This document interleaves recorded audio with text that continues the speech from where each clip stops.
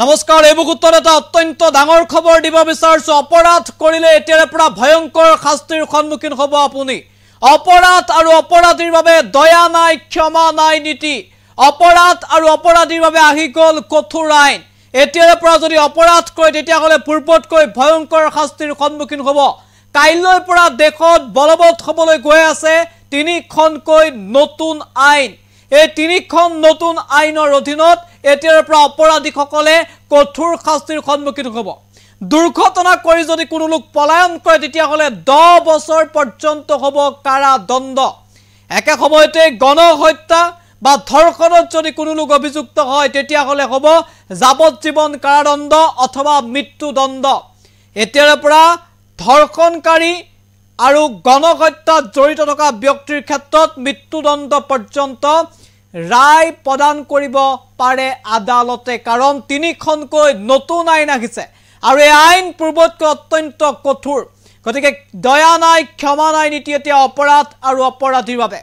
পিছে তিনিখনকৈ আইনত কি আছে এই সন্দৰ্ভত আমাৰ এক বিশেষ প্ৰতিবেদন আপোনালোকলৈ আগবঢ়াইছো অপৰাধ আৰু অপৰাধীৰ বাবে দয়া নাই ক্ষমা নাই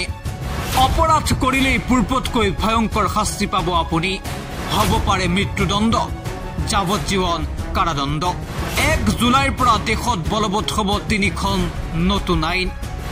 গণহত্যাত জড়িত হলে এতিয়া হ'ব ফাঁচি দুৰ্ঘটনা কৰি পলায়ন কৰিলেই হ'ব 10 বছৰ পৰ্যন্ত কাৰাদণ্ড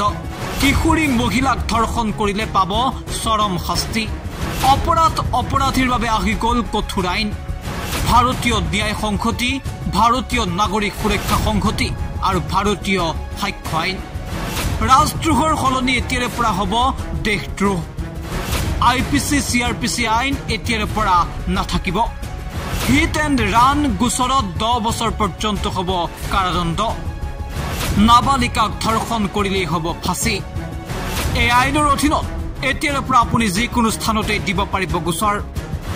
একেদৰে সন্ত্ৰাসবাদৰ বাবেও আহি গল কঠোৰ আইন মানৱ অধিকাৰৰ নামত সন্ত্ৰাসবাদক এতিয়াৰে পৰা সুৰক্ষা দিব নোৱাৰিব শেহতীয়াকৈ লোকসভাত গৃহীত হোৱা তিনিখনকৈ কঠোৰ আইন ক্ৰমে ভাৰতীয় ন্যায় সংহতি ভাৰতীয় সুৰক্ষা সংহতি ভাৰতীয় সাক্ষ্য আইন 1 জুলাইৰ পৰা প্ৰযোজ্য হ'ব সমগ্ৰ দেশত এই আইনসমূহ প্ৰযোজ্য হোৱাৰ লগে লগে অপৰাধীৰ বাবে আহিব কেতবোৰ কঠোৰ নীতি নিয়ম অপৰাধ আৰু অপৰাধীৰ বাবে এতিয়াৰ পৰা দয়া আৰু ক্ষমা নাথাকিব অপৰাধ কৰিলেই কঠোৰ শাস্তিৰ সন্মুখীন হ'ব অপৰাধীও কোনো কাৰণতে হাৰি যাব নোৱাৰিব এতিয়াৰ পৰা যদি কোনো ব্যক্তিক গ্ৰেপ্তাৰ কৰা হয় তাৰ সঠিক তথ্য পৰিয়ালক জমা দিব লাগিব আৰক্ষীয়ে একে সময়তে কোনো গোচৰ ৰুজু হলে 90 দিনৰ ভিতৰত এই গোচৰৰ তথ্য আৰক্ষীয়ে দিব লাগিব গোচৰ দিয়া ব্যক্তিক একেদৰে যদি হিট এণ্ড ৰান গোচৰ বা দুৰ্ঘটনা সংঘটিত কৰি কোনো লোক পলায়ন কৰে তেতিয়া হলে হ'ব পাৰে 10 বছৰ পৰ্যন্ত কাৰাদণ্ড একেদৰে নাবালিকা কিশোৰী অথবা মহিলাক যদি কোনো ব্যক্তিয়ে ধৰ্ষণ কৰে তেতিয়া হলে মৃত্যুদণ্ড পৰ্যন্ত কঠোৰ শাস্তিৰ সন্মুখীন হ'ব মুঠতে তিনিখন আইন বলবৎ হোৱাৰ লগে লগে পূৰ্বতকৈ ভয়ংকৰ আৰু কঠোৰ শাস্তিৰ সন্মুখীন হ'ব অপৰাধী অপৰাধ আৰু অপৰাধীক নিয়ন্ত্ৰণ কৰিবৰ বাবে ভাৰতবৰ্ষত এতিয়াৰে পৰা প্ৰযোজ্য হ'বলৈ গৈ আছে তিনিখনকৈ কঠোৰ আইন পূৰ্বৰ সকলো আইন সংশোধন কৰি এই তিনিখনকৈ আইন ইতিমধ্যে গৃহীত হ'ল সংসদত আৰু তাৰ পাছত 1 জুলাইৰ পৰা এই আইন বলবৎ কৰা হ'ব দেশত নিউজ ডেস্ক এনি টক্স